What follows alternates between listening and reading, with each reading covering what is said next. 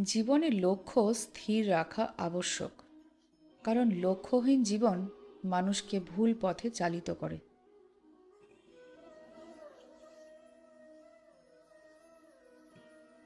লোভ, ক্রোধ, হিংসা পরম শত্রু, যার উপর নিয়ন্ত্রণ না থাকলে মানুষের মৃত্যু অনিবার্য।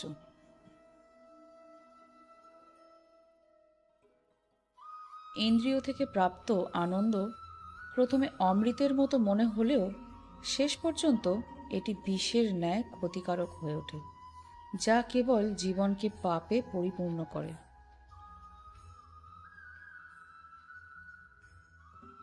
মানুষের কামনা ও বাসনাই হল প্রভূত দুঃখের প্রধান কারণ।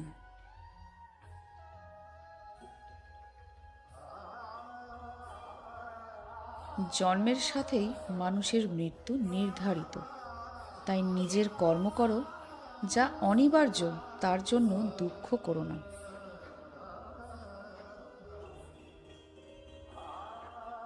জীবনে কর্ম করে যাও, ফলের আশা করো না।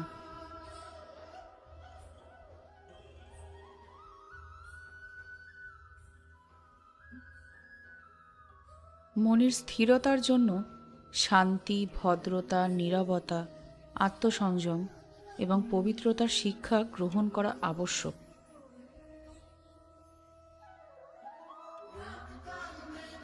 কেবলমাত্র স্বার্থ ত্যাগই হল আনন্দ ও সন্তুষ্টির একমাত্র সহজ পথ।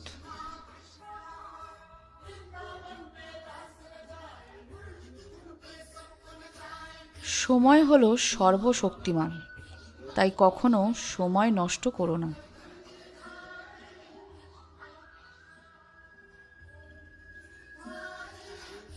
জড়বস্তুগত সুখ সর্বদা ক্ষণস্থায়ী, কেবল ঈশ্বরের প্রতি আত্মসমর্পণ এবং ভক্তিই হল অনন্ত সুখের একমাত্র পথ।